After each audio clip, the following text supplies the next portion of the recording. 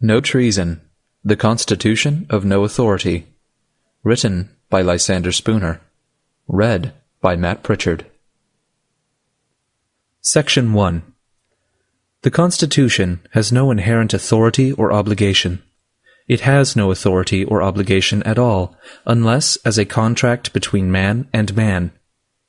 And it does not so much as even purport to be a contract between persons now existing. It purports, at most, to be only a contract between persons living 80 years ago, and it can be supposed to have been a contract then only between persons who had already come to years of discretion, so as to be competent to make reasonable and obligatory contracts. Furthermore, we know historically that only a small portion even of the people then existing were consulted on the subject, or asked or permitted to express either their consent or dissent in any formal manner. Those persons, if any, who did give their consent formally are all dead now. Most of them have been dead 40, 50, 60, or 70 years, and the Constitution, so far as it was their contract, died with them. They had no natural power or right to make it obligatory on their children. It is not only plainly impossible in the nature of things that they could bind their posterity, but they did not even attempt to bind them. That is to say, the instrument does not purport to be an agreement between anybody but the people then existing, nor does it, either expressly or impliedly, assert any right, power, or disposition on their part to bind anybody but themselves. Let us see. Its language is, "We the people of the United States," that is, the people then existing in the United States, "in order to form a more perfect union, ensure domestic tranquility, provide for the common defense, promote the general welfare, and secure the blessings of liberty to ourselves and our posterity, do ordain and establish this Constitution for the United States of America." It is plain in the first place that this language, as an agreement, purports to be only what it at most really was, that is, a contract between the people then existing, and of necessity binding as a contract only upon those then existing. In the second place, the language neither expresses nor implies that they had any intention or desire, nor that they imagined they had any right or power to bind their posterity to live under it. It does not say that their posterity will, shall, or must live under it. It only says, in effect, that their hopes and motives in adopting it were that it might prove useful to their posterity, as well as to themselves, by promoting their union, safety, tranquility, liberty, etc. Suppose an agreement were entered into in this form. "We, the people of Boston, agree to maintain a fort on Governor's Island, to protect ourselves and our posterity against invasion." This agreement, as an agreement, would clearly bind nobody but the people then existing. Secondly, it would assert no right, power, or disposition on their part to compel their posterity to maintain such a fort. It would only indicate that the supposed welfare of their posterity was one of the motives that induced the original parties to enter into this agreement. When a man says he is building a house for himself and his posterity, he does not mean to be understood as saying that he has any thought of binding them, nor is it to be inferred that he is so foolish as to imagine that he has any right or power to bind them to live in it. So far as they are concerned, he only means to be understood as saying his hopes and motives in building it are that they, or at least some of them, may find it for their happiness to live in it. When a man says he is planting a tree for himself and his posterity, he does not mean to be understood as saying that he has any thought of compelling them, nor is it to be inferred that he is such a simpleton as to imagine that he has any right or power to compel them to eat the fruit. So far as they are concerned, he only means to say that his hopes and motives in planting the tree are that its fruit may be agreeable to them. So it was with those who originally adopted the Constitution. Whatever may have been their personal intentions, the legal meaning of their language, so far as their posterity was concerned, simply was that their hopes and motives in entering into the agreement were that it might prove useful and acceptable to their posterity, that it might promote their union, safety, tranquility, and welfare, and that it might tend to secure to them the blessings of liberty. The language does not assert nor at all imply any right, power, or disposition on the part of the original parties to the agreement to compel their posterity to live under it. If they had intended to bind their posterity to live under it, they should have said that their objective was not to secure to them the blessings of liberty, but to make slaves of them. For if their posterity are bound to live under it, they are nothing less than the slaves of their foolish, tyrannical, and dead grandfathers.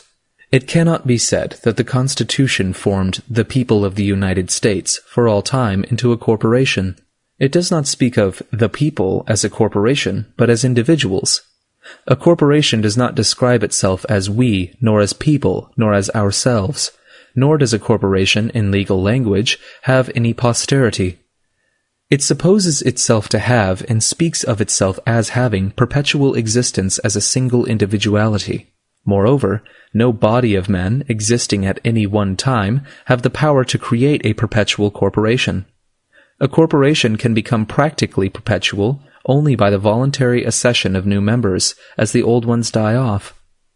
But for this voluntary accession of new members, the corporation necessarily dies with the death of those who originally composed it. Legally speaking, therefore, there is in the Constitution nothing that professes or attempts to bind the posterity of those who established it. If, then, those who established the Constitution had no power to bind, and did not attempt to bind their posterity, the question arises whether their posterity have bound themselves. If they have done so, they can have done so only in one or both of these two ways, that is, by voting and paying taxes. Section 2. Let us consider these two matters, voting and tax-paying, separately. And first of voting. All the voting that has ever taken place under the Constitution has been of such a kind that it not only did not pledge the whole people to support the Constitution, but it did not even pledge any one of them to do so, as the following considerations show. 1. In the very nature of things, the act of voting could bind nobody but the actual voters. But owing to the property qualifications required, it is probable that during the first 20 or 30 years under the Constitution, not more than 1/10, 15th, or perhaps 20th of the whole population, black and white, men, women, and minors, were permitted to vote. Consequently, so far as voting was concerned, not more than 1/10, 15th, or 20th of those then existing could have incurred any obligation to support the Constitution. At the present time, it is probable that not more than 1/6 of the whole population are permitted to vote. Consequently, so far as voting is concerned, the other 5/6 can have given no pledge that they will support the Constitution. 2. Of the 1/6 that are permitted to vote, probably not more than 2/3, about 1/9 of the whole population, have usually voted. Many never vote at all. Many vote only once in 2, 3, 5, or 10 years in periods of great excitement. No one, by voting, can be said to pledge himself for any longer period than that for which he votes. If, for example, I vote for an officer who is to hold his office for only a year, I cannot be said to have thereby pledged myself to support the government beyond that term. Therefore, on the ground of actual voting, it probably cannot be said that more than 1/9 or 1/8 of the whole population are usually under any pledge to support the Constitution. 3. It cannot be said that by voting a man pledges himself to support the Constitution, unless the act of voting be a perfectly voluntary one on his part. Yet the act of voting cannot properly be called a voluntary one on the part of any very large number of those who do vote. It is rather a measure of necessity, imposed upon them by others than of one of their own choosing. On this point I repeat what was said in a former number, that is, in truth, the case of individuals, their actual voting is not to be taken as proof of consent, even for the time being. On the contrary, it is to be considered that without his consent having even been asked, a man finds himself environed by a government that he cannot resist, a government that forces him to pay money, render service, and forego the exercise of many of his natural rights under the peril of weighty punishments. He sees, too, that other men practice this tyranny over him by the use of the ballot. He sees further that if he will but use the ballot himself, he has some chance of relieving himself from this tyranny of others by subjecting them to his own. In short, he finds himself, without his consent, so situated that if he use the ballot, he may become a master. If he does not use it, he must become a slave, and he has no other alternative than these two. In self-defense, he attempts the former. His case is analogous to that of a man who has been forced into battle, where he must either kill others or be killed himself. Because to save his own life in battle, a man attempts to take the lives of his opponents, it is not to be inferred that the battle is one of his own choosing. Neither in contests with the ballot, which is a mere substitute for a bullet, because as his only chance of self-preservation a man uses a ballot, is it to be inferred that the contest is one into which he voluntarily entered, that he voluntarily set up all his natural rights as a stake against those of others to be lost or won by the mere power of numbers.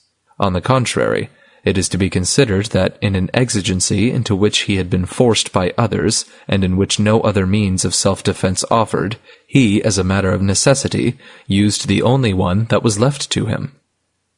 Doubtless the most miserable of men under the most oppressive government in the world, if allowed the ballot, would use it if they could see any chance of thereby ameliorating their condition.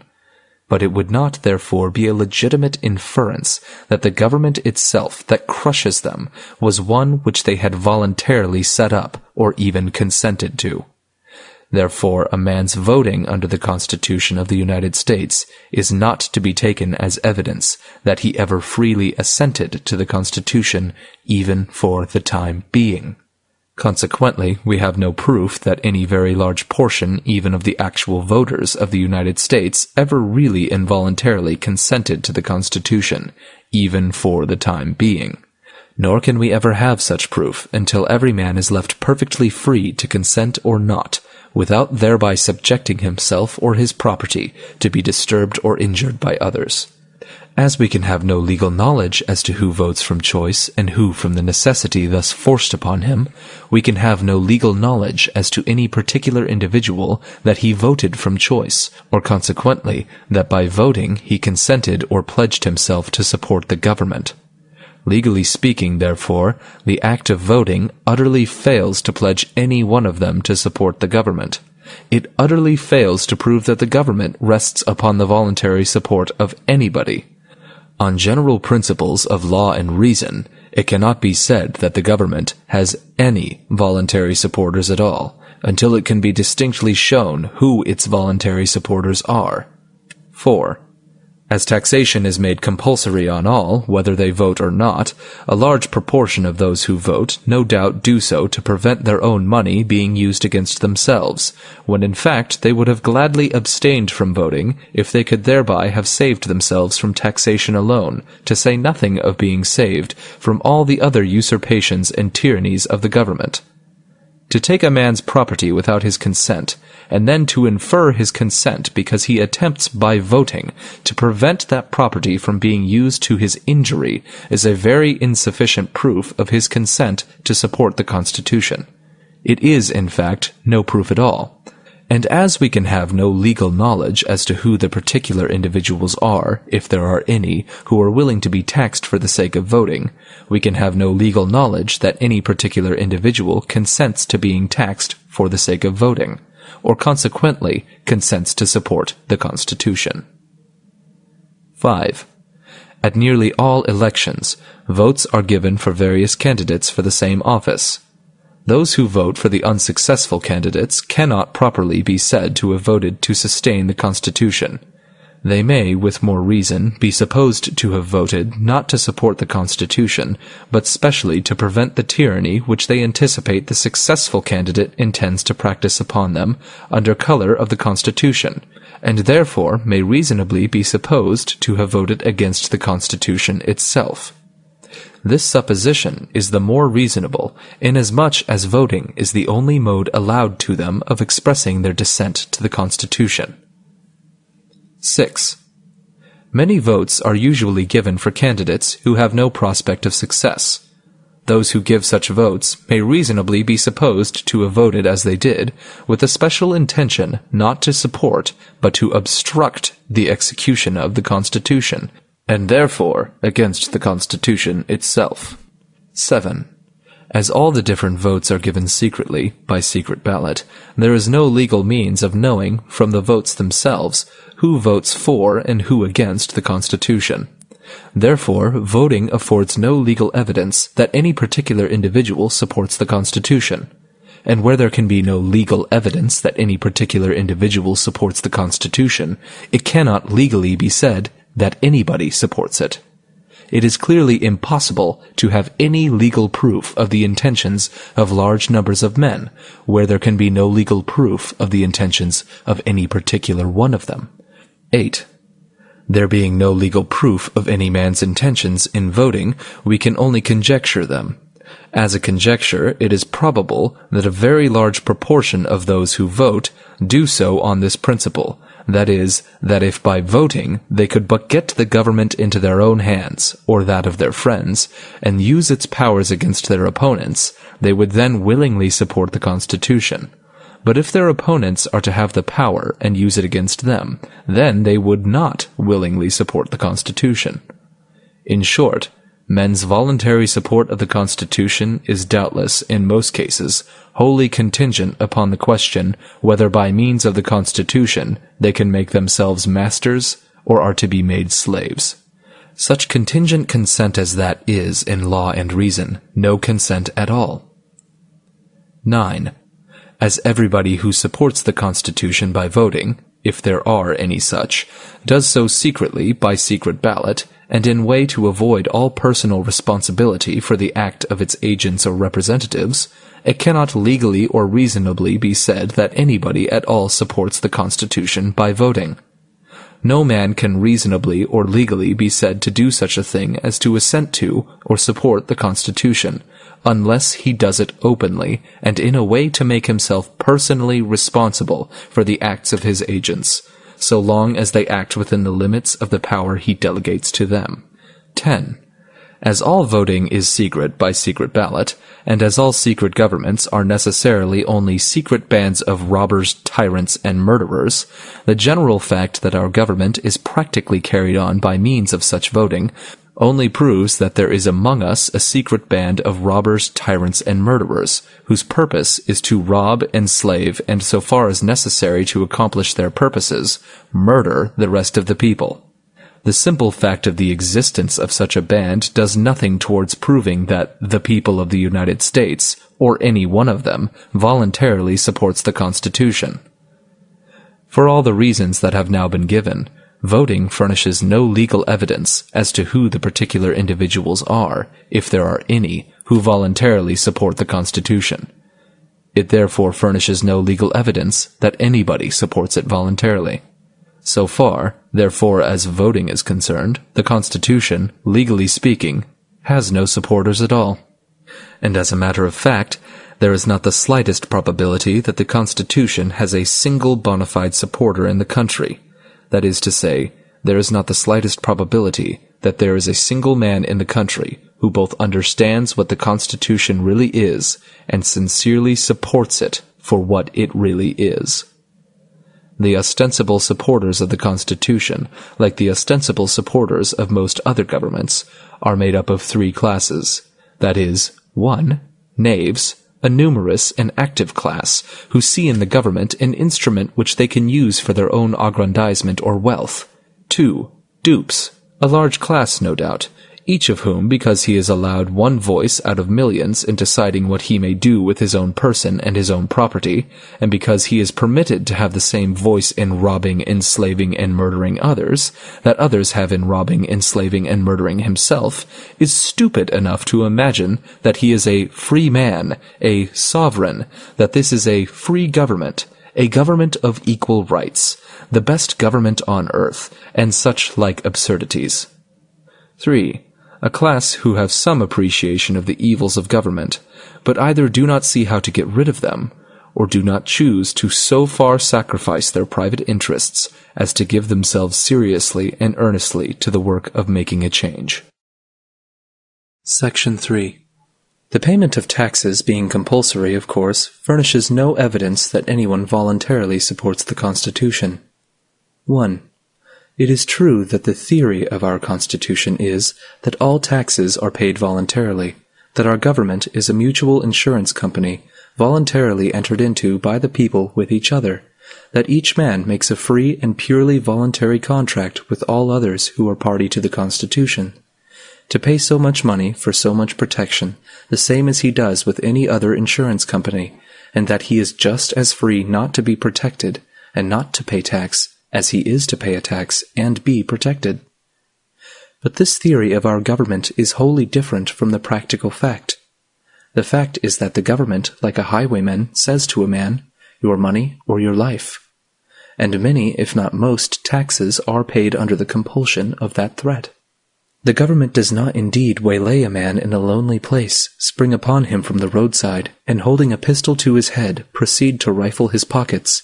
But the robbery is none the less a robbery on that account, and it is far more dastardly and shameful.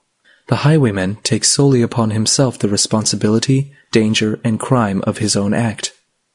He does not pretend that he has any rightful claim to your money, or that he intends to use it for your own benefit. He does not pretend to be anything but a robber. He has not acquired impudence enough to profess to be merely a protector, and that he takes men's money against their will, merely to enable him to protect those infatuated travelers, who feel perfectly able to protect themselves, or do not appreciate his peculiar system of protection. He is too sensible a man to make such professions as these. Furthermore, having taken your money, he leaves you as you wish him to do. He does not persist in following you on the road against your will, assuming to be your rightful sovereign on the account of the protection he affords you. He does not keep protecting you by commanding you to bow down and serve him, by requiring you to do this and forbidding you to do that, by robbing you of more money as often as he finds it in his interest or pleasure to do so, and by branding you as a rebel, a traitor, and an enemy of your country, and shooting you down without mercy if you dispute his authority or resist his demands. He is too much of a gentleman to be guilty of such impostures and insults and villainies as these. In short, he does not, in addition to robbing you, attempt to either make you his dupe or his slave. The proceedings of those robbers and murderers who call themselves the government are directly the opposite of these of the single highwayman. In the first place, they do not, like him, make themselves individually known, or consequently take upon themselves personally the responsibility of their acts. On the contrary, they secretly, by secret ballot, designate some one of their number to commit the robbery in their behalf, while they keep themselves practically concealed. They say to the person thus designated, "Go to A. B. and say to him that the government has need of money to meet the expenses of protecting him and his property. If he presumes to say that he has never contracted with us to protect him, and that he wants none of our protection, say to him that that is our business and not his, that we choose to protect him, whether he desires us to do so or not, and that we demand pay, too, for protecting him.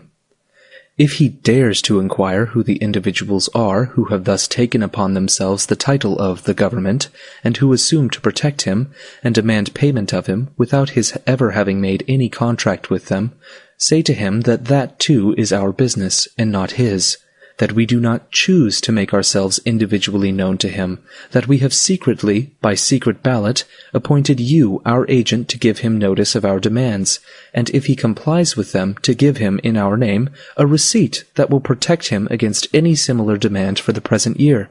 If he refuses to comply, seize and sell enough of his property to pay not only our demands, but all your own expenses and trouble besides.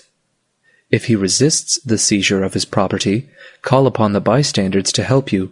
Doubtless some of them will prove to be members of our band.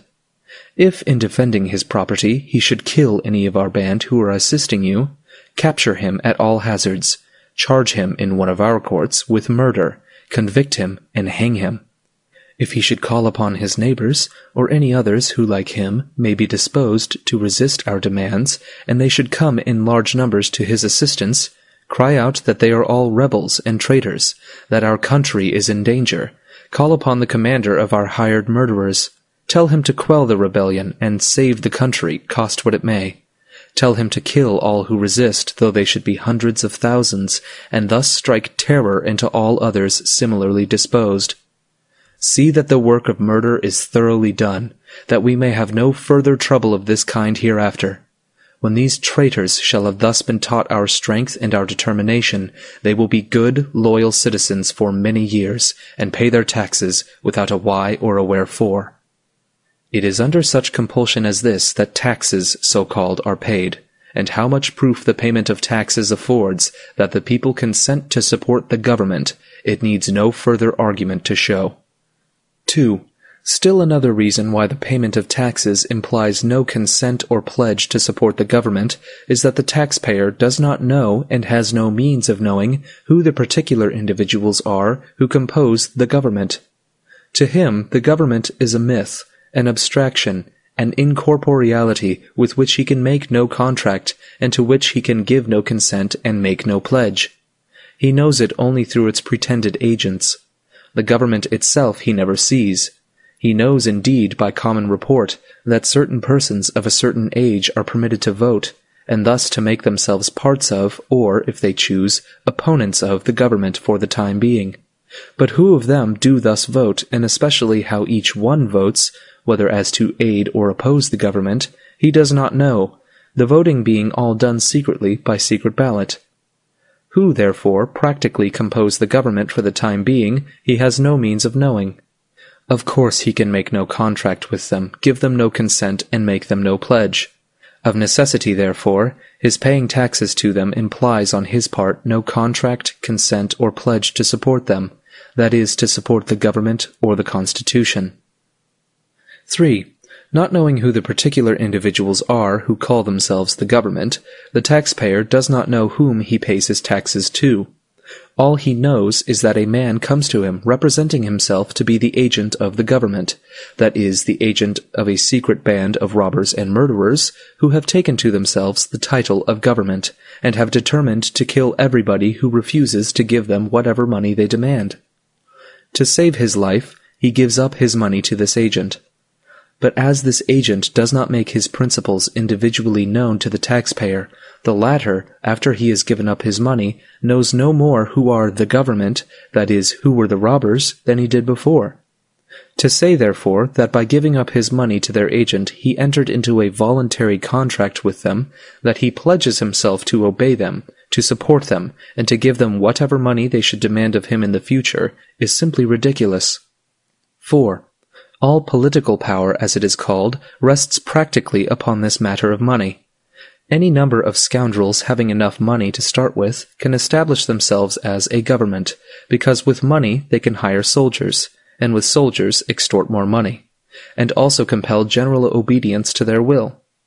It is with government, as Caesar said it was in war, that money and soldiers mutually supported each other, that with money he could hire soldiers, and with soldiers extort money. So these villains who call themselves governments well understand that their power rests primarily upon money. With money they can hire soldiers, and with soldiers extort money. And when their authority is denied, the first use they always make of money is to hire soldiers to kill or subdue all who refuse them more money. For this reason, whoever desires liberty should understand these vital facts, that is, 1. That every man who puts money into the hands of a government, so-called, puts into its hands a sword which will be used against himself, to extort more money from him, and also to keep him in subjection to its arbitrary will. 2. That those who will take his money without his consent in the first place will use it for his further robbery and enslavement, if he presumes to resist their demands in the future. 3. That it is a perfect absurdity to suppose that any body of men would ever take a man's money without consent for any such object as they profess to take it for, that is, that of protecting him, for why should they wish to protect him if he does not wish them to do so? To suppose that they would do so is just as absurd as it would be to suppose that they would take his money, without his consent, for the purpose of buying food or clothing for him when he did not want it. 4. If a man wants protection, he is competent to make his own bargains for it, and nobody has any occasion to rob him in order to protect him against his will. 5. that the only security men can have for their political liberty consists in their keeping their money in their own pockets until they have assurances, perfectly satisfactory to themselves, that it will be used as they wish it to be used, for their benefit and not for their injury. 6. That no government so-called can reasonably be trusted for a moment, or reasonably be supposed to have honest purposes in view any longer than it depends wholly upon voluntary support. These facts are all so vital and so self-evident that it cannot reasonably be supposed that anyone will voluntarily pay money to a government for the purpose of securing its protection unless he first makes an explicit and purely voluntary contract with it for that purpose. It is perfectly evident, therefore, that neither such voting nor such payment of taxes as actually takes place proves anybody's consent or obligation to support the Constitution. Consequently, we have no evidence at all that the Constitution is binding upon anybody, or that anybody is under any contract or obligation whatever to support it, and nobody is under any obligation to support it. Section 4. The Constitution not only binds nobody now, but it never did bind anybody. It never bound anybody because it was never agreed to by anybody in such a manner as to make it, on general principles of law and reason, binding upon him. It is a general principle of law and reason that a written instrument binds no one until he has signed it. This principle is so inflexible a one that even though a man is unable to write his name, he must still make his mark before he is bound by a written contract. This custom was established ages ago, when few men could write their names, when a clerk, that is, a man who could write, was so rare and valuable a person that even if he were guilty of high crimes, he was entitled to pardon on the ground that the public could not afford to lose his services. Even at that time, a written contract must be signed, and men who could not write either made their mark or signed their contracts by stamping their seals upon wax affixed to the parchment on which their contracts were written. Hence the custom of affixing seals that has continued to this time. The law holds, and reason declares, that if a written instrument is not signed, the presumption must be that the party to be bound by it did not choose to sign it, or to bind himself by it. And law and reason both give him until the last moment in which to decide whether he will sign it or not. Neither law nor reason requires or expects a man to agree to an instrument until it is written, for until it is written, he cannot know its precise legal meaning. And when it is written, and he has had the opportunity to satisfy himself of its precise legal meaning, he is then expected to decide, and not before, whether he will agree to it or not. And if he do not then sign it, his reason is supposed to be that he does not choose to enter into such a contract. The fact that the instrument was written for him to sign, or with the hope that he would sign it, goes for nothing. Where would be the end of fraud and litigation if one party could bring into court a written instrument without any signature and claim to have it enforced upon the ground that it was written for another man to sign, that this other man had promised to sign it, that he ought to have signed it, that he had had the opportunity to sign it if he would, but that he had refused or neglected to do so? Yet that is the most that could ever be said of the Constitution. The very judges who profess to derive all their authority from the Constitution, from an instrument that nobody ever signed, would spurn any other instrument not signed that should be brought before them for adjudication. Moreover, a written instrument must, in law and reason, not only be signed, but must also be delivered to the party, or to someone for him, in whose favor it is made, before it can bind the party making it. The signing is of no effect unless the instrument be also delivered, and a party is at perfect liberty to refuse to deliver a written instrument after he has signed it. He is as free to refuse to deliver it as he is to refuse to sign it. The Constitution was not only never signed by anybody, but it was never delivered by anybody, or to anybody's agent or attorney. It can therefore be of no more validity as a contract than can any other instrument that was never signed or delivered. Section 5. As further evidence of the general sense of mankind as to the practical necessity there is that all men's important contracts, especially those of a permanent nature, should be both written and signed, the following facts are pertinent. For nearly 200 years, that is, since 1677, there has been on the Statute Book of England, and the same in substance, if not precisely in letter, has been reenacted and is now in force in nearly or quite all the states of this Union, a statute the general object of which is to declare that no action shall be brought to enforce contracts of the more important class unless they are put in writing and signed by the parties to be held chargeable upon them. The principle of the statute, be it observed, is not merely that written contracts shall be signed, but also that all contracts, except those specially exempted, generally those that are for small amounts and are to remain in force but for a short time, shall be both written and signed. The reason of the statute on this point is that it is now so easy a thing for men to put their contracts in writing and to sign them, and their failure to do so opens the door to so much doubt, fraud, and litigation that men who neglect to have their contracts of any considerable importance written and signed ought not to have the benefit of courts of justice to enforce them. And this reason is a wise one, and that experience has confirmed its wisdom and necessity is demonstrated by the fact that it has been acted upon in England for nearly 200 years, and has been so nearly universally adopted in this country, and that nobody thinks of repealing it. We all know, too, how careful most men are to have their contracts written and signed, even when this statute does not require it. For example, most men, if they have money due them, of no larger amount than $5 or $10, are careful to take a note for it. If they buy even a small bill of goods, paying for it at the time of delivery, they take a receipted bill for it. If they pay a small balance of a book account, or any other small debt previously contracted, they take a written receipt for it. Furthermore, the law everywhere, probably, in our country as well as in England, requires that a large class of contracts, such as wills, deeds, etc., shall not only be written and signed, but also sealed, witnessed, and acknowledged.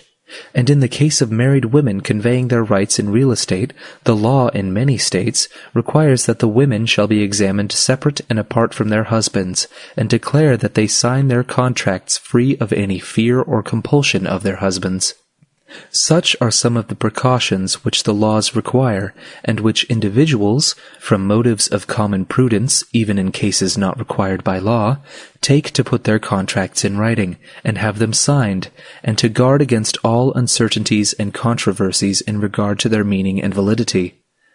And yet we have what purports, or professes, or is claimed to be a contract, the Constitution, made 80 years ago by men who are now all dead and who have never had any power to bind us, but which, it is claimed, has nevertheless bound 3 generations of men, consisting of many millions, and which, it is claimed, will be binding upon all the millions that are to come, but which nobody ever signed, sealed, delivered, witnessed, or acknowledged, and which few persons, compared to the whole number that are claimed to be bound by it, have ever read, or ever seen, or ever will read or see.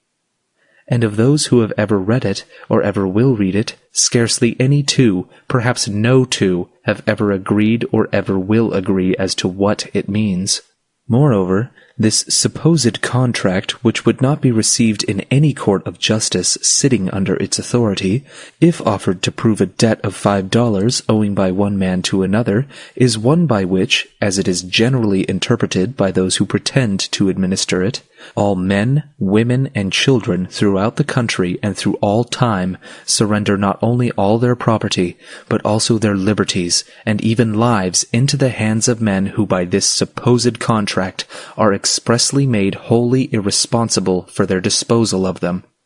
And we are so insane or so wicked as to destroy property and lives without limit in fighting to compel men to fulfill a supposed contract, which, inasmuch as it has never been signed by anybody, is, on general principles of law and reason, such principles as we are all governed by in regard to other contracts, the merest waste paper, binding upon nobody, fit only to be thrown into the fire, or if preserved, preserved only to serve as a witness and a warning of the folly and wickedness of mankind. Section 6. It is no exaggeration, but a literal truth to say that by the Constitution, not as I interpret it, but as it is interpreted by those who pretend to administer it, the properties, liberties, and lives of the entire people of the United States are surrendered unreservedly into the hands of men who, it is provided by the Constitution itself, shall never be questioned as to any disposal they make of them. Thus the Constitution, Article 1, Section 6, provides that, for any speech or debate or vote, in either house, they, the senators and representatives, shall not be questioned in any other place. The whole lawmaking power is given to these senators and representatives when acting by a 2/3 vote, and this provision protects them from all responsibility for the laws they make. The Constitution also enables them to secure the execution of all their laws by giving them power to withhold the salaries of and to impeach and remove all judicial and executive officers who refuse to execute them. Thus the whole power of the government is in their hands, and they are made utterly irresponsible for the use they make of it. What is this but absolute, irresponsible power? It is no answer to this view of the case to say that these men are under oath to use their power only within certain limits. For what care they, or what should they care for oaths or limits, when it is expressly provided by the Constitution itself that they shall never be questioned or held to any responsibility whatever for violating their oaths or transgressing those limits? Neither is it any answer to this view of the case to say that the particular individuals holding this power can be changed once in 2 or 6 years, for the power of each set of men is absolute during the term for which they hold it, and when they can hold it no longer, they are succeeded only by men whose power will be equally absolute and irresponsible. Neither is it any answer to this view of the case to say that the men holding this absolute, irresponsible power must be men chosen by the people, or portions of them, to hold it. A man is none the less a slave because he is allowed to choose a new master once in a term of years. Neither are a people any the less slaves because permitted periodically to choose new masters. What makes them slaves is the fact that they now are and are always hereafter to be in the hands of men whose power over them is, and always is to be, absolute and irresponsible. The right of absolute and irresponsible dominion is the right of property, and the right of property is the right of absolute, irresponsible dominion. The two are identical, the one necessarily implying the other. Neither can exist without the other. If, therefore, Congress have that absolute and irresponsible law-making power which the Constitution, according to their interpretation of it, gives them, it can only be because they own us as property. If they own us as property, they are our masters, and their will is our law. If they do not own us as property, they are not our masters, and their will, as such, is of no authority over us.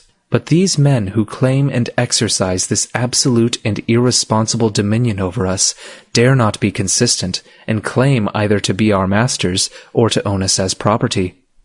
They say they are only our servants, agents, attorneys, and representatives, but this declaration involves an absurdity, a contradiction. No man can be my servant, agent, attorney, or representative, and be at the same time uncontrollable by me, and irresponsible to me for his acts. It is of no importance that I appointed him, and put all the power in his hands. If I made him uncontrollable by me, and irresponsible to me, he is no longer my servant, agent, attorney, or representative. If I gave him absolute, irresponsible power over my property, I gave him the property. If I gave him absolute, irresponsible power over myself, I made him my master, and gave myself to him as a slave. And it is of no importance whether I call him master or servant, agent or owner. The only question is, what power did I put into his hands? Was it an absolute and irresponsible one, or a limited and responsible one? For still another reason, they are neither our servants, agents, attorneys, nor representatives. And that reason is that we do not make ourselves responsible for their acts. If a man is my servant, agent, or attorney, I necessarily make myself responsible for all his acts done within the limits of the power I have entrusted to him. If I have entrusted him as my agent with either absolute power or any power at all over the persons or properties of other men than myself, I thereby necessarily make myself responsible to those other persons for any injuries he may do them, so long as he acts within the limits of the power I have granted him. But no individual who may be injured in his person or property by acts of Congress can come to the individual electors and hold them responsible for these acts of their so-called agents or representatives. This fact proves that these pretended agents of the people, of everybody, are really the agents of nobody. If, then, nobody is individually responsible for the acts of Congress, the members of Congress are nobody's agents. And if they are nobody's agents, they are themselves individually responsible for their own acts, and for the acts of all whom they employ. And the authority they are exercising is simply their own individual authority. And, by the law of nature, the highest of all laws, anybody injured by their acts, anybody who is deprived by them of his property or his liberty, has the same right to hold them individually responsible that he has to hold any other trespasser individually responsible. He has the same right to resist them and their agents that he has to resist any other trespassers. Section 7.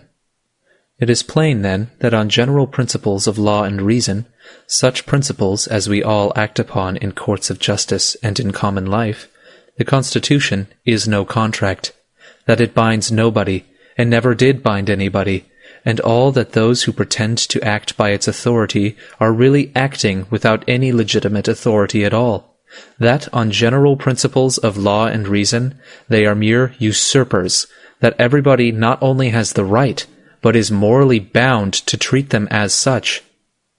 If the people of this country wish to maintain such a government as the Constitution describes, there is no reason in the world why they should not sign the instrument itself, and thus make known their wishes in an open, authentic manner, in such a manner as the common sense and experience of mankind have shown to be reasonable and necessary in such cases, and in such a manner as to make themselves, as they ought to do, individually responsible for the acts of the government. But the people have never been asked to sign it. And the only reason why they have never been asked to sign it has been that it has been known that they never would sign it, that they were neither such fools nor knaves as they must needs have been to be willing to sign it, that, at least as it has been practically interpreted, it is not what any sensible or honest man wants for himself, nor such as he has any right to impose upon others. It is to all moral intents and purposes as destitute of obligation as the compacts which robbers and thieves and pirates enter into with each other but never sign. If any considerable number of the people believe the Constitution to be good, why do they not sign it themselves, and make laws for and administer them upon each other, leaving all other persons who do not interfere with them in peace? Until they have tried the experiment for themselves, how can they have the face to impose the Constitution upon, or even to recommend it to others? Plainly, the reason for such absurd and inconsistent conduct is that they want the Constitution not solely for any honest or legitimate use it can be of to themselves or others, but for the dishonest and illegitimate power it gives them over the persons and properties of others. But for this latter reason, all their eulogiums on the Constitution, all their exhortations, and all their expenditures of money and blood to sustain it would be wanting. Section 8. The Constitution itself, then, being of no authority, on what authority does our government practically rest? On what ground can those who pretend to administer it claim the right to seize men's property, to restrain them of their natural liberty of action, industry, and trade, and to kill all who deny their authority to dispose of men's property, liberties, and lives at their pleasure or discretion? The most they can say in answer to this question is that some half, 2/3 or 3/4 of the male adults of the country have a tacit understanding that they will maintain a government under the Constitution, that they will select by ballot the persons to administer it, and that those persons who may receive a majority or a plurality of their ballots shall act as their representatives and administer the Constitution in their name and by their authority. But this tacit understanding, admitting it to exist, cannot at all justify the conclusion drawn from it. A tacit understanding between A, B, and C that they will by ballot depute D as their agent to deprive me of my property, liberty, or life cannot at all authorize D to do so. He is nonetheless a robber, tyrant, and murderer because he claims to act as their agent than he would be if he avowedly acted on his own responsibility alone. Neither am I bound to recognize him as their agent, nor can he legitimately claim to be their agent when he brings no written authority from them accrediting him as such. I am under no obligation to take his word as to who his principles may be, or whether he has any. Bringing no credentials, I have a right to say he has no such authority even as he claims to have, and that he is therefore intending to rob, enslave, or murder me on his own account. This tacit understanding, therefore, among the voters of the country amounts to nothing as an authority to their agents.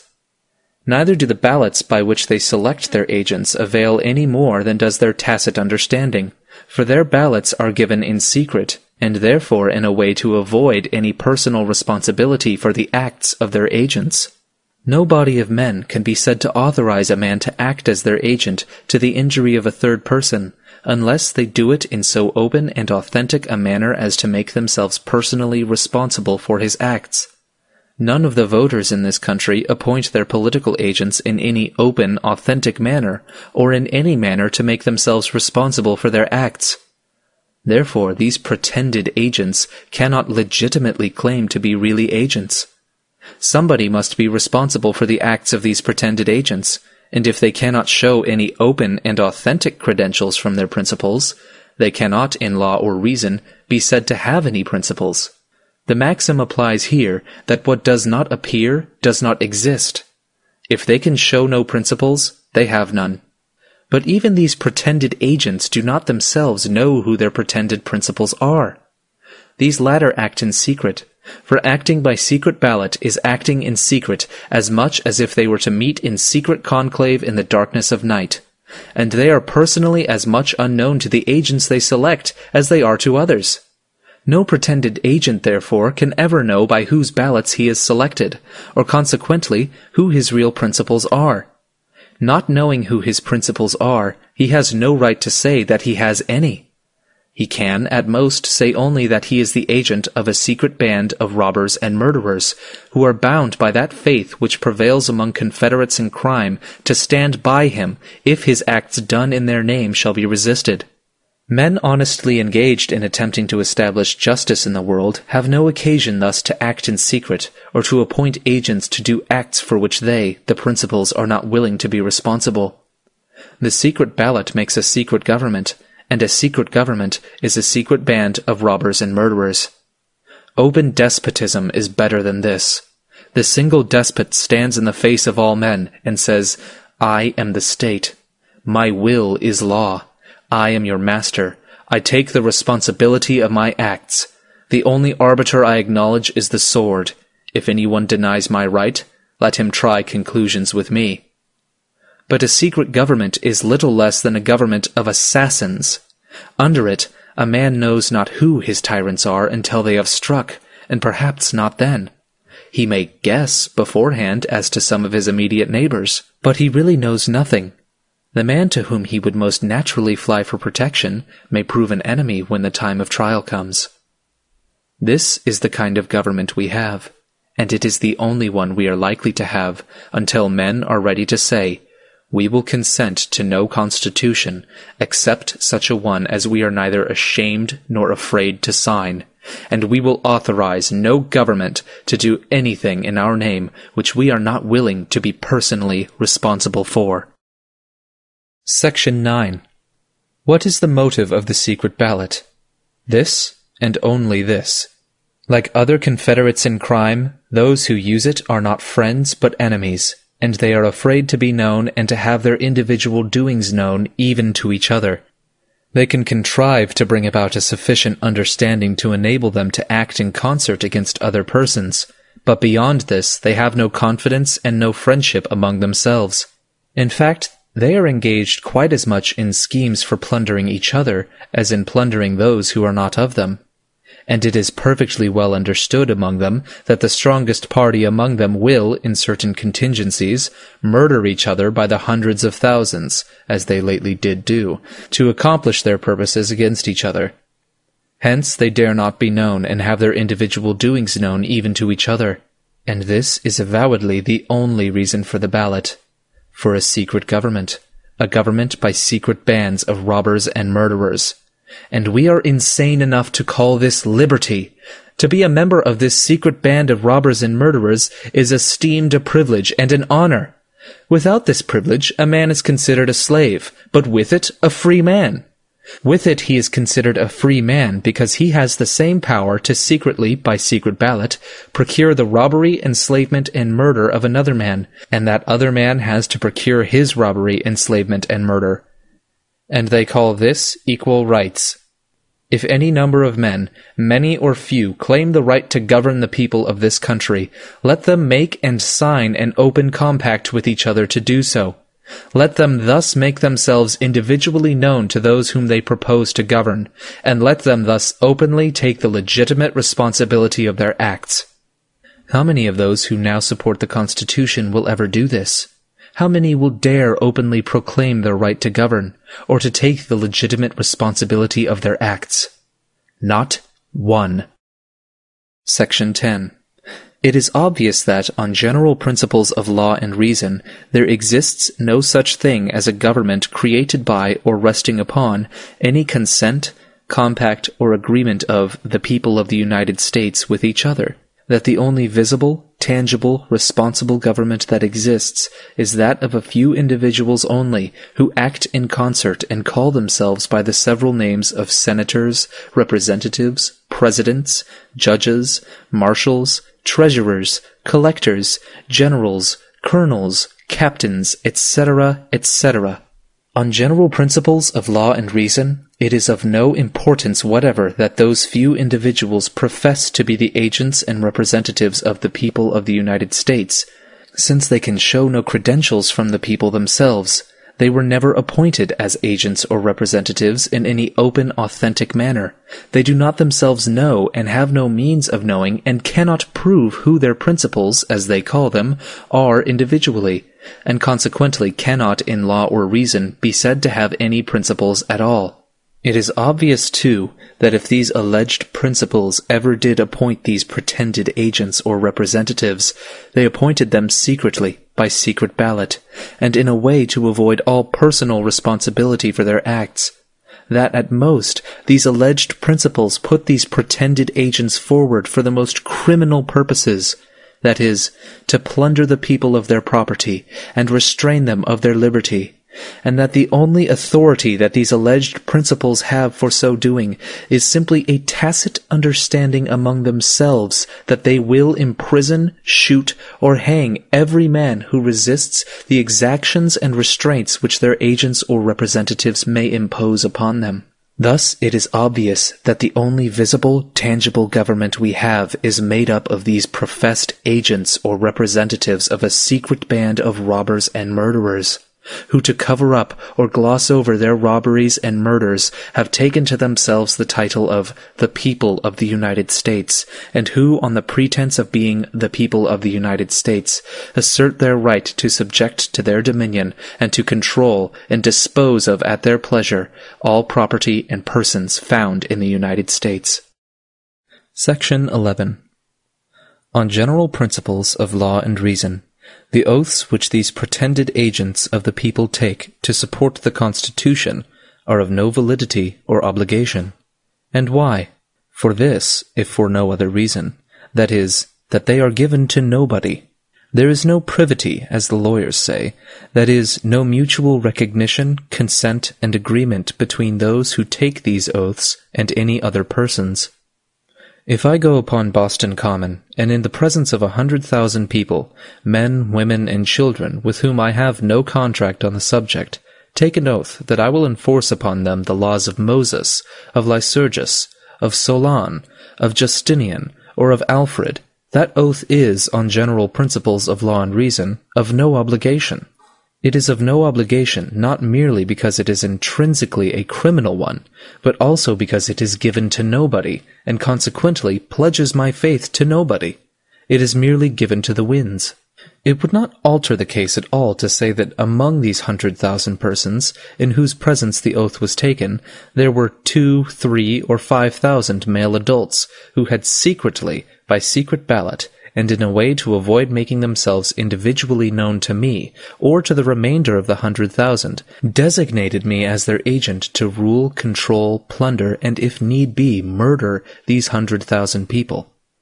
The fact that they had designated me secretly, and in a manner to prevent my knowing them individually, prevents all privity between them and me, and consequently makes it impossible that there can be any contract or pledge of faith on my part towards them. For it is impossible that I can pledge my faith in any legal sense to a man whom I neither know nor have any means of knowing individually. So far as I am concerned, then, these 2, 3, or 5,000 persons are a secret band of robbers and murderers, who have secretly, and in a way to save themselves from all responsibility for my acts, designated me as their agent, and have, through some other agent or pretended agent, made their wishes known to me. But being nevertheless individually unknown to me, and having no open, authentic contract with me, my oath is, on general principles of law and reason, of no validity as a pledge of faith to them. And being no pledge of faith to them, it is no pledge of faith to anybody. It is mere idle wind. At most, it is only a pledge of faith to an unknown band of robbers and murderers, whose instrument for plundering and murdering other people I thus publicly confess myself to be. And it has no other obligation than a similar oath given to any other unknown body of pirates, robbers, and murderers. For these reasons, the oaths taken by members of Congress to support the Constitution are, on general principles of law and reason, of no validity. They are not only criminal in themselves and therefore void, but they are also void for the further reason that they are given to nobody. It cannot be said that in any legitimate or legal sense they are given to the people of the United States, because neither the whole nor any large portion of the whole people of the United States ever either openly or secretly appointed or designated these men as their agents to carry the Constitution into effect. The great body of the people, that is, men, women, and children, were never asked or even permitted to signify in any formal manner, either openly or secretly, their choice or wish on the subject. The most that these members of Congress can say in favor of their appointment is simply this. Each one can say for himself, I have evidence satisfactory to myself that there exists scattered throughout the country a band of men having a tacit understanding with each other and calling themselves the people of the United States, whose general purposes are to control and plunder each other, and all other persons in the country, and so far as they can, even in neighboring countries, and to kill every man who shall attempt to defend his person and property against their schemes of plunder and dominion. Who these men are individually, I have no certain means of knowing, for they sign no papers and give no open, authentic evidence of their individual membership. They are not known individually even to each other. They are apparently as much afraid of being individually known to each other as being known to other persons. Hence they ordinarily have no mode either of exercising or of making known their individual membership, otherwise than by giving their votes secretly for certain agents to do their will. But although these men are individually unknown, both to each other and to other persons, it is generally understood in the country that none but male persons of the age of 21 years and upwards can be members. It is also generally understood that all male persons born in the country, having certain complexions, and in some localities certain amounts of property, and in certain cases even persons of foreign birth, are permitted to be members. But it appears that usually not more than 1/2, 2/3, or in some cases, 3/4 of all who are thus permitted to become members of the band ever exercise or consequently prove their actual membership in the only mode in which they ordinarily can exercise or prove it, that is, by giving their votes secretly for the officers or agents of the band. The number of these secret votes, so far as we have any account of them, varies greatly from year to year, thus tending to prove that the band, instead of being a permanent organization, is a merely pro tempore affair with those who choose to act with it for the time being. The gross number of these secret votes, or what purports to be their gross number in different localities, is occasionally published. Whether these reports are accurate or not, we have no means of knowing. It is generally supposed that great frauds are often committed in depositing them. They are understood to be received and counted by certain men, who are themselves appointed for that purpose by the same secret process by which all other officers and agents of the band are selected. According to the reports of these receivers of votes, for whose accuracy or honesty, however, I cannot vouch, and according to my best knowledge of the whole number of male persons in my district, who it is supposed were permitted to vote, it would appear that 1/2, 2/3, or 3/4 actually did vote. Who the men were individually who cast these votes, I have no knowledge, for the whole thing was done secretly. But of the secret votes thus given for what they call a member of Congress, the receivers reported that I had a majority, or at least a larger number than any one person, and it is only by virtue of such a designation that I am now here to act in concert with other persons similarly selected in other parts of the country. It is understood among those who sent me here that all persons so selected will, on coming together at the city of Washington, take an oath in each other's presence to support the Constitution of the United States. By this it is meant a certain paper that was drawn up 80 years ago. It was never signed by anybody, and apparently has no obligation, and never had any obligation as a contract.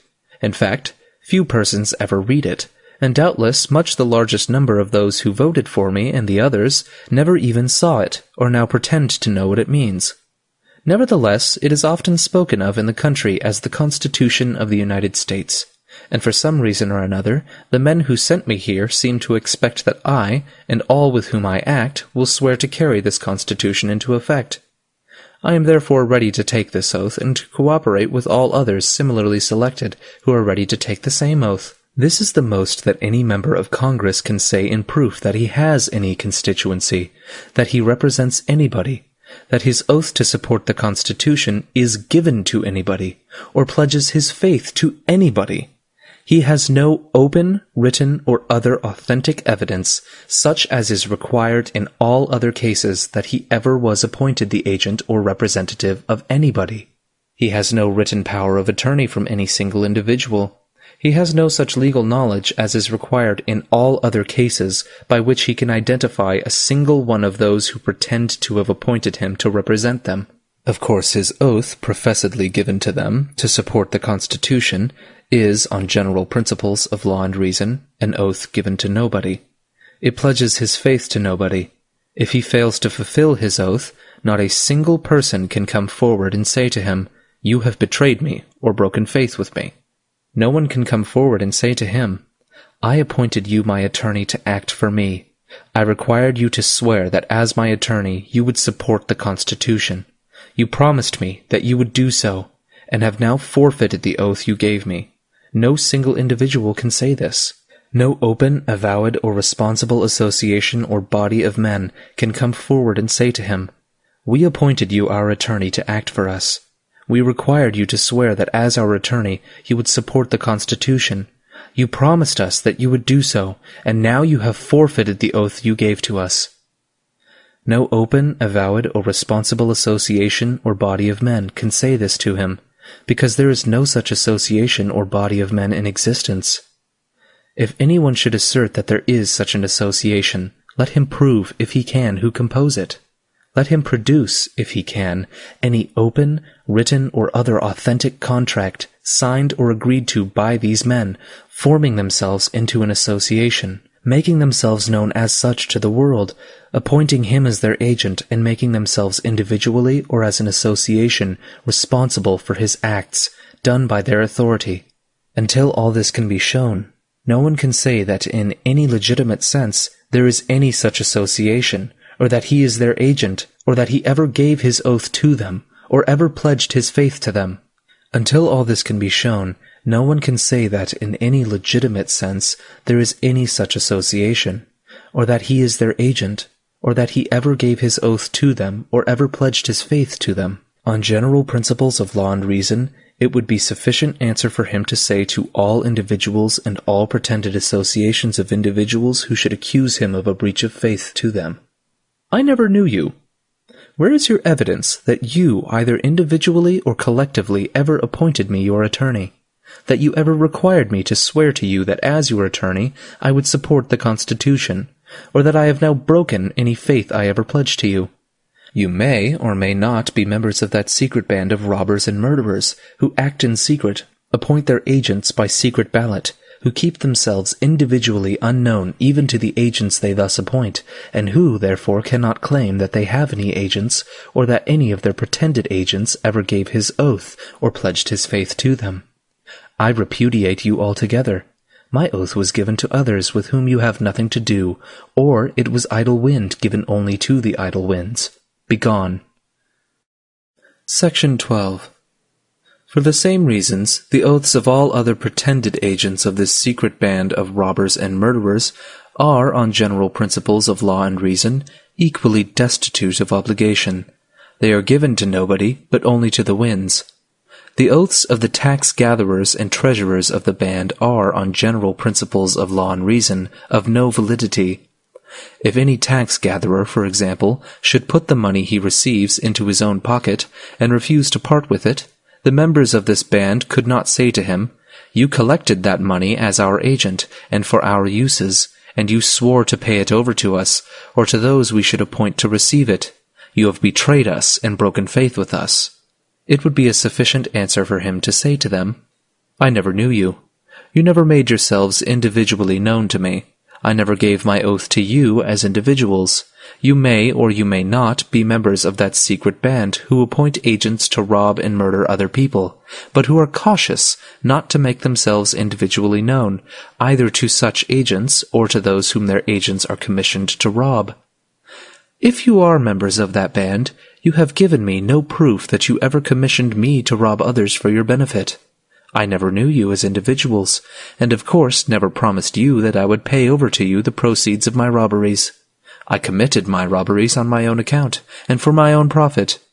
If you thought I was fool enough to allow you to keep yourselves concealed, and use me as your tool for robbing other persons, or that I would take all the personal risk of the robberies, and pay over the proceeds to you, you were particularly simple. As I took all the risk of my robberies, I propose to take all the profits. Begone! You are fools as well as villains. If I gave my oath to anybody, I gave it to other persons than you. But I really gave it to nobody. I only gave it to the winds. It answered my purposes at the time. It enabled me to get the money I was after, and now I propose to keep it. If you expect me to pay it over to you, you relied only upon that honor that is said to prevail among thieves. You now understand that that is a very poor reliance. I trust you may become wise enough to never rely upon it again. If I have any duty in the matter, it is to give back the money to those from whom I took it, not to pay it over to such villains as you. Section 13. On general principles of law and reason, the oaths which foreigners take on coming here and being naturalized, as it is called, are of no validity. They are necessarily given to nobody, because there is no open, authentic association to which they can join themselves, or to whom, as individuals, they can pledge their faith. No such association or organization as the people of the United States, having ever been formed by any open, written, authentic, or voluntary contract, there is, on general principles of law and reason, no such association or organization in existence. And all oaths that purport to be given to such an association are necessarily given only to the winds. They cannot be said to be given to any man or any body of men as individuals, because no man or body of men can come forward with any proof that the oaths were given to them as individuals, or to any association of which they are members. To say that there is a tacit understanding among a portion of the male adults of the country that they will call themselves the people of the United States, and that they will act in concert in subjecting the remainder of the people of the United States to their dominion, but that they will keep themselves personally concealed by doing all their acts secretly, is wholly insufficient on general principles of law and reason to prove the existence of any such association or organization as the people of the United States, or consequently to prove that the oaths of foreigners were given to any such association. Section 14. On general principles of law and reason, all the oaths which since the war have been given by Southern men that they will obey the laws of Congress, support the Union, and the like, are of no validity. Such oaths are invalid, not only because they were extorted by military power and threats of confiscation, and because they are in contravention of men's natural right to do as they please about supporting the government, but also because they were given to nobody. They were nominally given to the United States, but being nominally given to the United States, they were necessarily given to nobody, because on general principles of law and reason there were no United States to whom the oaths could be given. That is to say, there was no open, authentic, avowed, legitimate association, corporation, or body of men known as the United States, or as the people of the United States, to whom these oaths could have been given. If anybody says there was such a corporation, let him state who were the individuals that composed it, and how and when they became a corporation. Were Mr. A, Mr. B, and Mr. C members of it? If so, where are their signatures? Where the evidence of their membership? Where the record? Where the open, authentic proof? There is none. Therefore, in law and reason, there was no such corporation. On general principles of law and reason, every corporation, association, or organized body of men having a legitimate corporate existence and legitimate corporate rights must consist of certain known individuals who can prove by legitimate and reasonable evidence their membership. But nothing of this kind can be proved in regard to the corporation or body of men who call themselves the United States.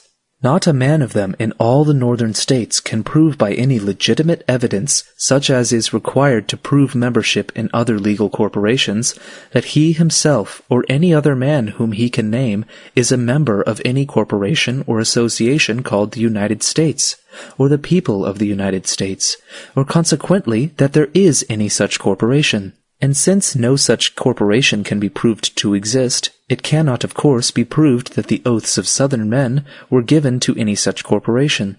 The most that can be claimed is that the oaths were given to a secret band of robbers and murderers who called themselves the United States and extorted these oaths. But that certainly is not enough to prove that the oaths are of any obligation. Section 15. On general principles of law and reason, the oaths of soldiers that they will serve a given number of years, that they will obey the orders of their superior officers, that they will bear true allegiance to the government, and so forth, are of no obligation. Independently of the criminality of an oath, that for a given number of years he will kill all whom he may be commanded to kill without exercising his own judgment or conscience as to the justice or necessity of such killing, there is this further reason why a soldier's oath is of no obligation. That is, that like all other oaths that have now been mentioned, it is given to nobody.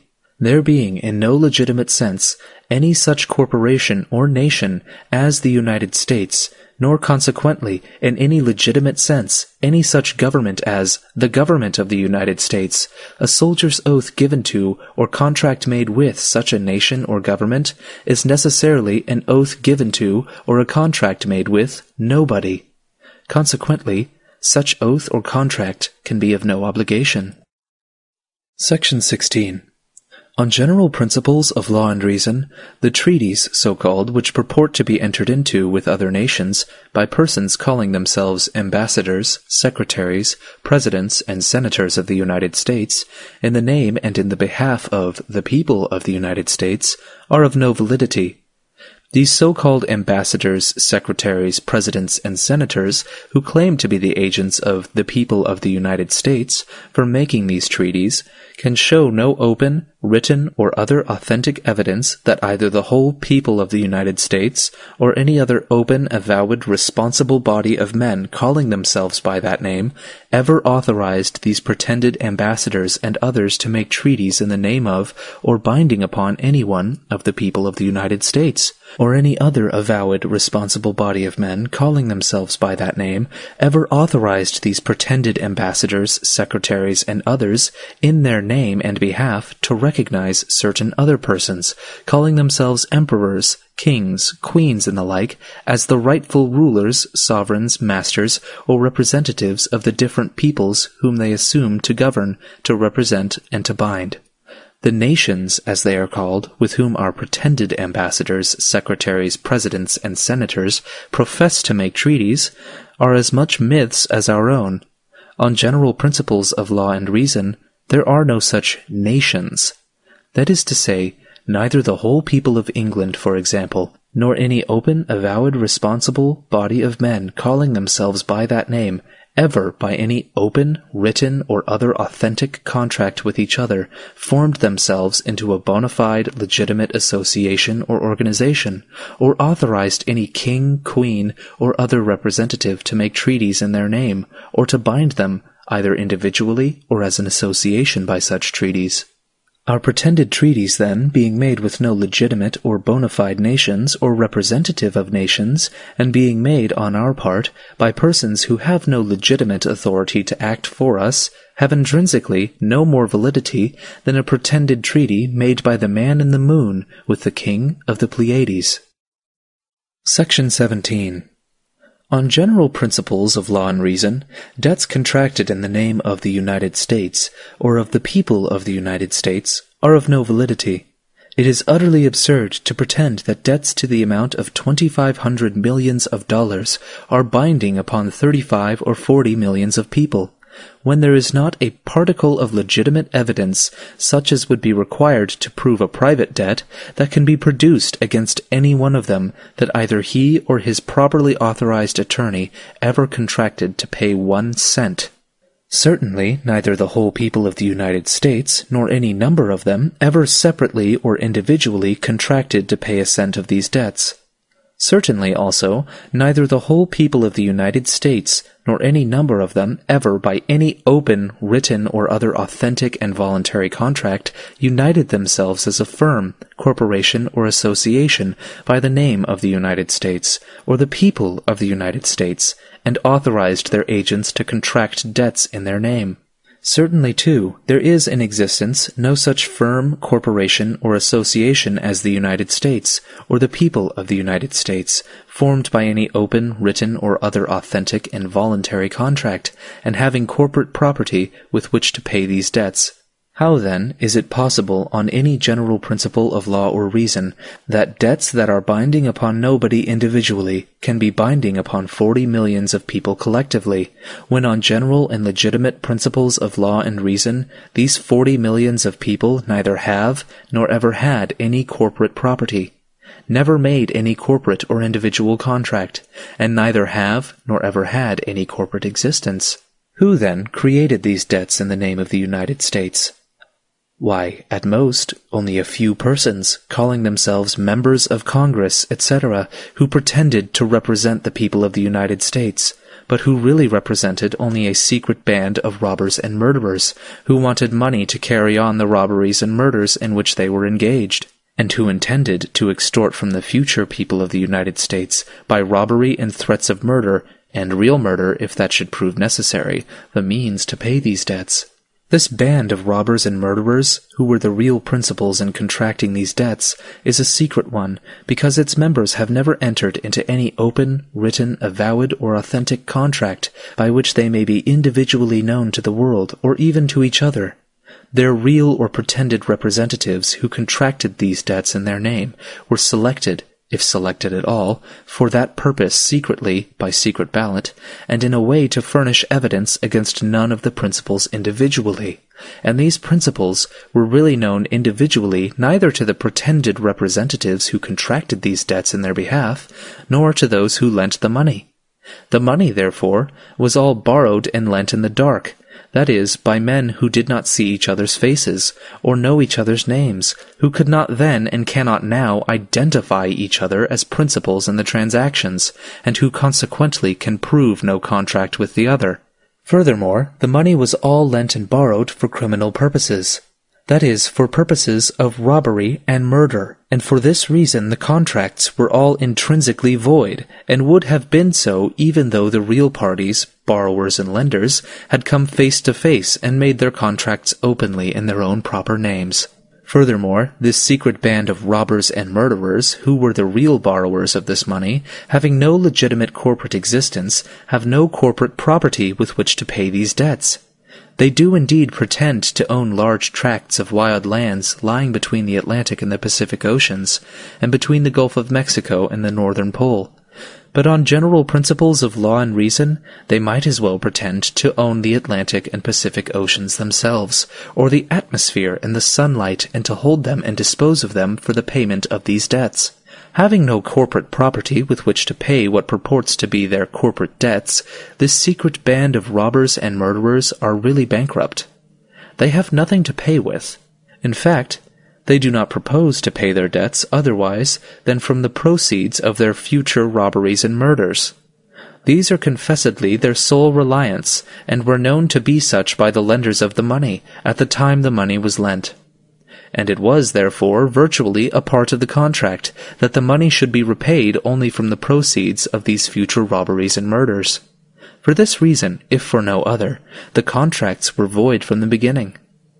In fact, these apparently two classes, borrowers and lenders, were really one and the same class. They borrowed and lent money from and to themselves. They themselves were not only part and parcel, but the very life and soul of this secret band of robbers and murderers, who borrowed and spent the money. Individually, they furnished money for a common enterprise, taking in return what purported to be a corporate promise for individual loans. The only excuse they had for taking these so-called corporate promises for individual loans by the same parties was that they might have some apparent excuse for the future robberies of the band, that is, to pay the debts of the corporation, and that they might also know what shares they were to be respectively entitled to out of the proceeds of their future robberies. Finally, if these debts had been created for the most innocent and honest purposes, and in the most open and honest manner by the real parties to the contracts, these parties could thereby have bound nobody but themselves, and no property but their own. They could have bound nobody that should have come after them, and no property subsequently created by or belonging to other persons. Section 18. The Constitution having never been signed by anybody, and there being no other open, written, or authentic contract between any parties whatever, by virtue of which the United States government, so called, is maintained, and it being well known that none but male persons of 21 years of age and upwards are allowed any voice in the government, and it being also well known that a large number of these adult persons seldom or never vote at all, and that all those who do vote do so secretly, by secret ballot, and in a way to prevent their individual votes from being known, either to the world or even to each other, and consequently in a way to make no one openly responsible for the acts of their agents or representatives, all these things being known, the questions arise: who compose the real governing power in the country? Who are the men, the responsible men, who rob us of our property, restrain us of our liberty, subject us to their arbitrary dominion, and devastate our homes, and shoot us down by the hundreds of thousands if we resist? How shall we find these men? How shall we know them from others? How shall we defend ourselves and our property against them? Who of our neighbors are members of this secret band of robbers and murderers? How can we know which are their houses, that we may burn or demolish them? Which their property, that we may destroy it? Which their persons, that we may kill them, and rid the world and ourselves of such tyrants and monsters? These are questions that must be answered before men can be free. before they can protect themselves against this secret band of robbers and murderers who now plunder, enslave, and destroy them? The answer to these questions is that only those who have the will and the power to shoot down their fellow men are the real rulers in this as in all other so-called civilized countries, for by no others will civilized men be robbed or enslaved. Among savages, mere physical strength on the part of one man may enable him to rob, enslave, or kill another man.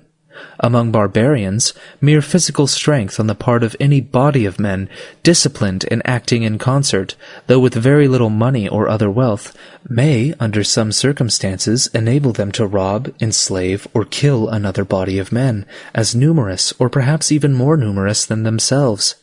And among both savages and barbarians, mere want may sometimes compel one man to sell himself as a slave to another. But with so-called civilized peoples, among whom knowledge, wealth, and the means of acting in concert have become diffused, and who have invented such weapons and other means of defense as to render mere physical strength of less importance, and by whom soldiers in any requisite number and other instrumentalities of war in any requisite amount can always be had for money, the question of war and consequently the question of power is little else than a mere question of money. As a necessary consequence, those who stand ready to furnish this money are the real rulers.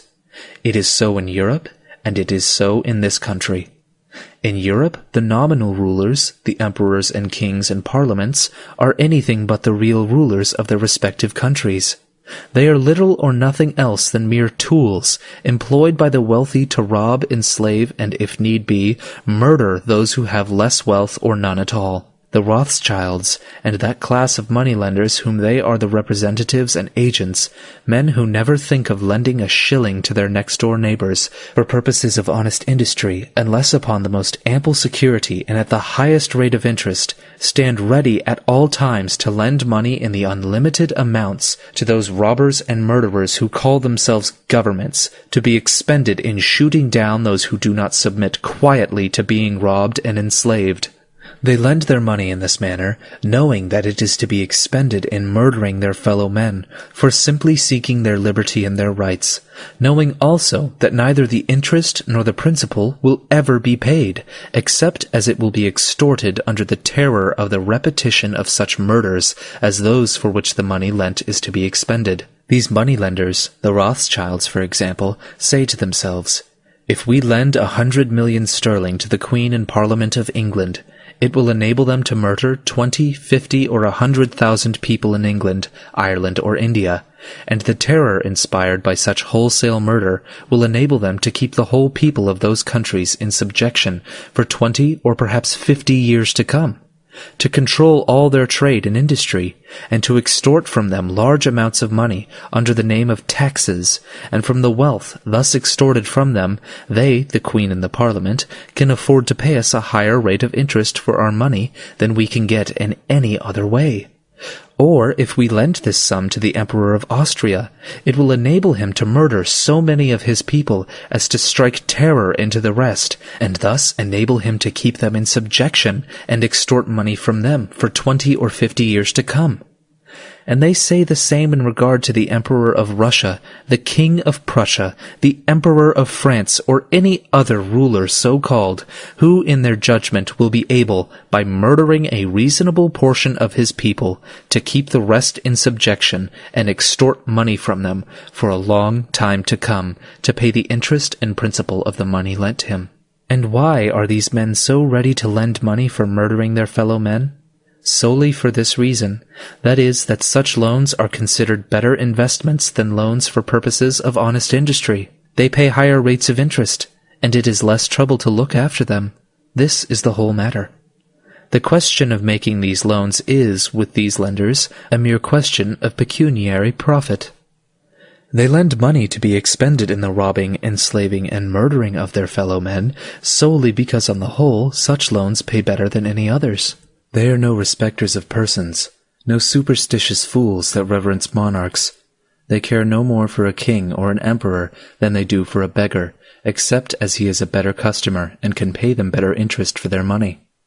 If they doubt his ability to make his murders successful for maintaining his power, and thus extorting money from his people in future, they dismiss him as unceremoniously as they would dismiss any other hopeless bankrupt who should want to borrow money to save himself from open insolvency. When these great lenders of blood money, like the Rothschilds, have loaned vast sums in this way for purposes of murder to an emperor or a king, they sell out the bonds taken by them in small amounts to anybody and everybody who are disposed to buy them at satisfactory prices to hold as investments. They, the Rothschilds, thus soon get back their money with great profits, and are now ready to lend money in the same way again to any other robber and murderer called an emperor or a king, who they think is likely to be successful in his robberies and murders, and able to pay a good price for the money necessary to carry them on. This business of lending blood money is one of the most thoroughly sordid, cold-blooded, and criminal that was ever carried on to any considerable extent amongst human beings. It is like lending money to slave traders or to common robbers and pirates to be repaid out of their plunder, and the men who loan money to governments, so-called, for the purposes of enabling the latter to rob, enslave, and murder their people, are among the greatest villains that the world has ever seen. And they as much deserve to be hunted and killed, if they cannot otherwise be got rid of, as any slave trader, robbers, or pirates that ever lived. When these emperors and kings so-called have obtained their loans, they proceed to hire and train immense numbers of professional murderers called soldiers, and employ them in shooting down all who resist their demands for money. In fact, most of them keep large bodies of these murderers constantly in their service, as their only means of enforcing their extortions. There are now, I think, 4 or 5 millions of these professional murderers constantly employed by the so-called sovereigns of Europe. The enslaved people are, of course, forced to support and pay all these murderers, as well as to submit to all the other extortions which these murderers are employed to enforce. It is only in this way that most of the so-called governments of Europe are maintained. These so-called governments are in reality only great bands of robbers and murderers, organized, disciplined, and constantly on the alert. And the so-called sovereigns in these different governments are simply the heads or chiefs of different bands of robbers and murderers. And these heads or chiefs are dependent upon the lenders of blood money for the means to carry on their robberies and murders.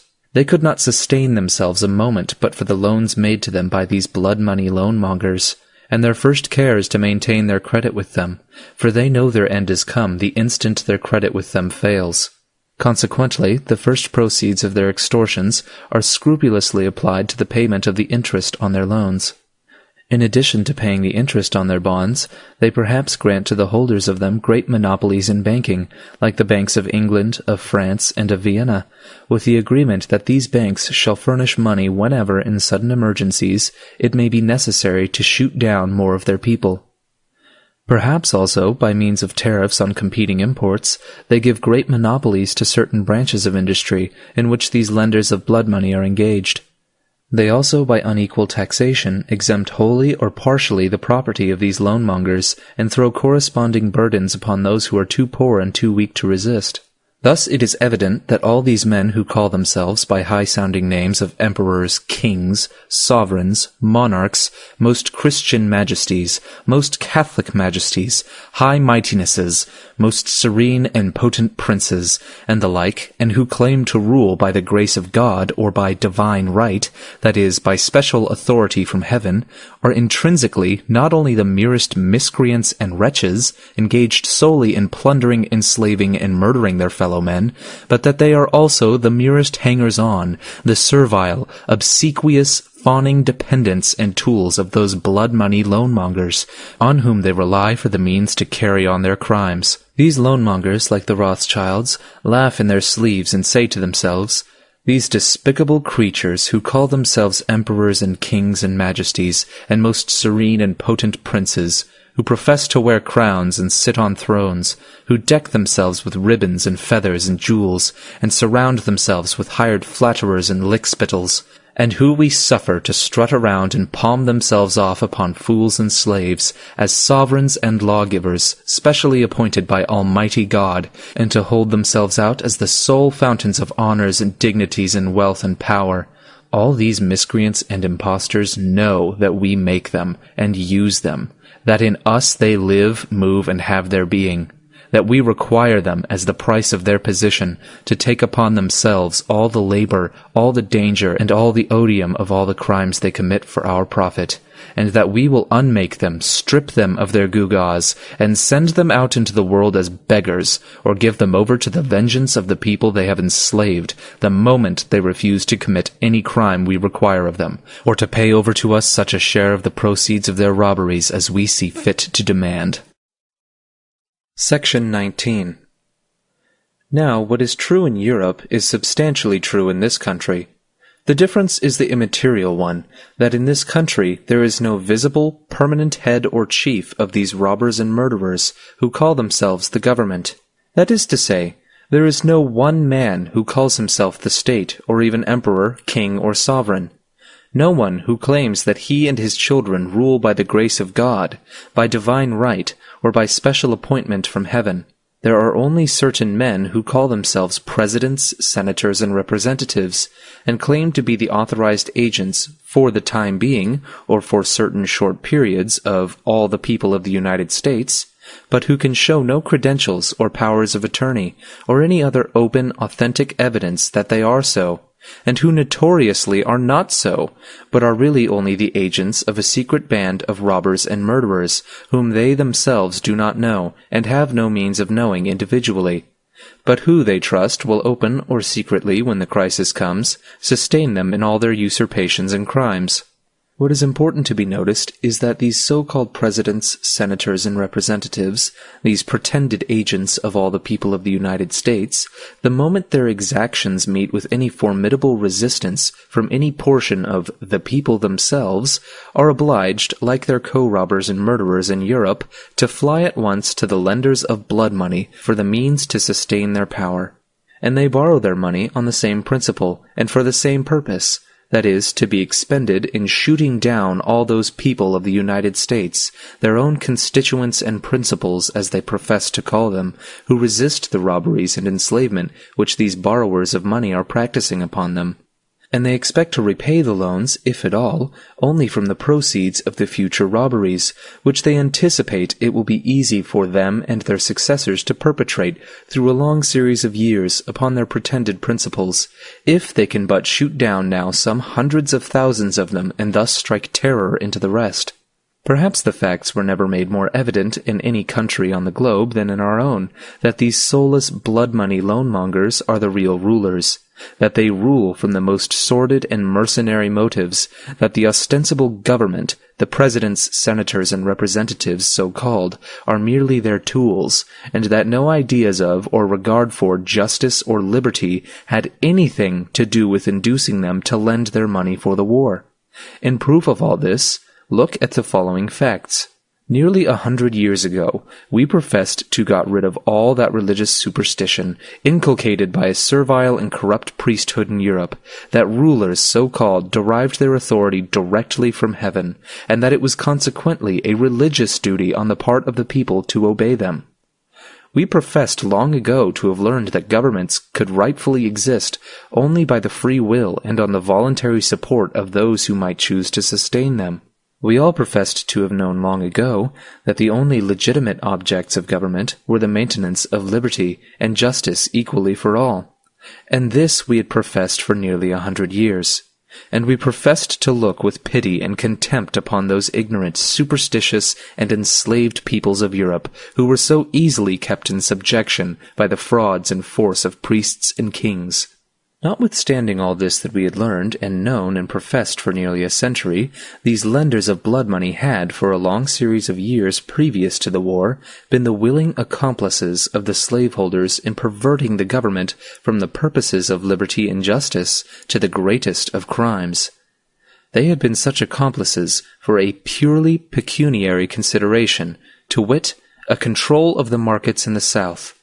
In other words, the privilege of holding the slaveholders themselves in industrial and commercial subjection to the manufacturers and merchants of the North, who afterwards furnished the money for the war. And these northern merchants and manufacturers, these lenders of blood money, were willing to continue to be the accomplices of the slaveholders in the future, for the same pecuniary consideration. But the slaveholders, either doubting the fidelity of their northern allies, or feeling themselves strong enough to keep their slaves in subjection without northern assistance, would no longer pay the price which these northern men demanded, and it was to enforce this price in the future. That is, to monopolize the southern markets, to maintain their industrial and commercial control over the South, that these northern manufacturers and merchants lent some of the profits of their former monopolies for the war in order to secure to themselves the same or greater monopolies in the future. These, and not any love of liberty or justice, were the motives on which the money for the war was lent by the North.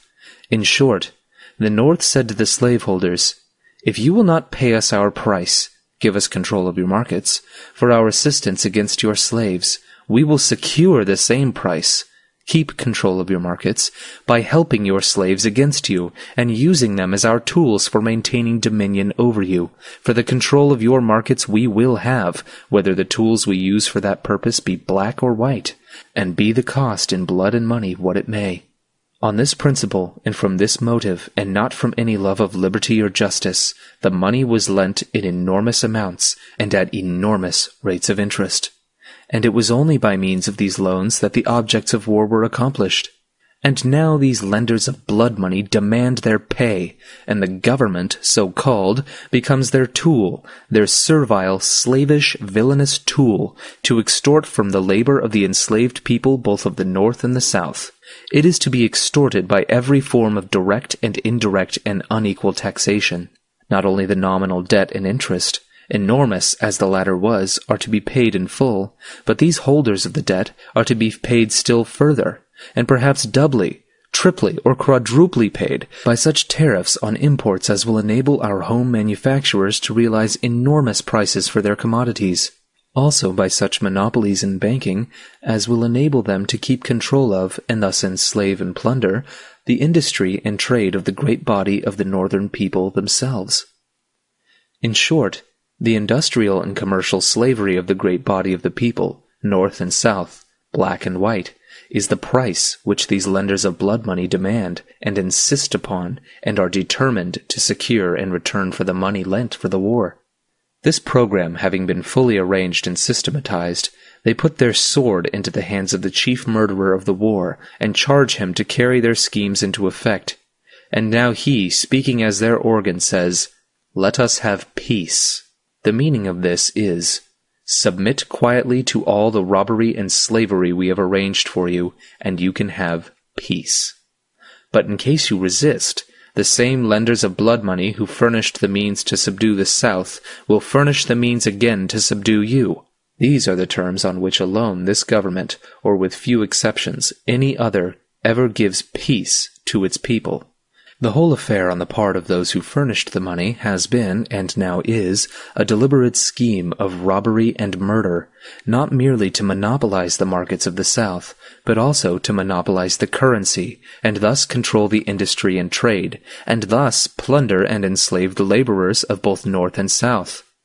And Congress and the President are today the merest tools for these purposes. They are obliged to be, for they know that their own power, as rulers so-called, is at an end, the moment their credit with the blood money loan-mongers fails. They are like a bankrupt in the hands of an extortioner. They dare not say nay to any demand made upon them, and to hide at once, if possible, both their servility and their crimes, they attempt to divert public attention by crying out that they have abolished slavery, that they have saved the country, that they have preserved our glorious Union, and that in now paying the national debt, as they call it, as if the people themselves, all of them who are to be taxed for its payment, had really and voluntarily joined in contracting it, they are simply maintaining the national honor. By maintaining the national honor, they mean simply that they themselves, open robbers and murderers, assume to be the nation and will keep faith with those who lend them the money necessary to enable them to crush the great body of the people under their feet, and will faithfully appropriate from the proceeds of their future robberies and murders enough to pay all their loans, principal, and interest.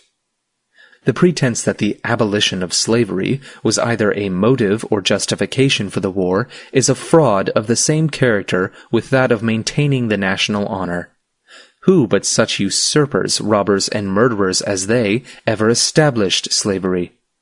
Or what government, except one resting upon the sword, like the one we now have, was ever capable of maintaining slavery? And why did these men abolish slavery? Not from any love of liberty in general, not as an act of justice to the black man himself, but only as a war measure, and because they wanted his assistance and that of his friends in carrying on the war they had undertaken for maintaining and intensifying that political, commercial, and industrial slavery to which they have subjected the great body of the people, both white and black. And yet these impostors now cry out that they have abolished the chattel slavery of the black man, although that was not the motive of the war, as if they thought they could thereby conceal, atone for, or justify that other slavery for which they were fighting to perpetuate and to render more rigorous and inexorable than it ever was before. There was no difference of principle, but only of degree between the slavery they boast they have abolished and the slavery they were fighting to preserve.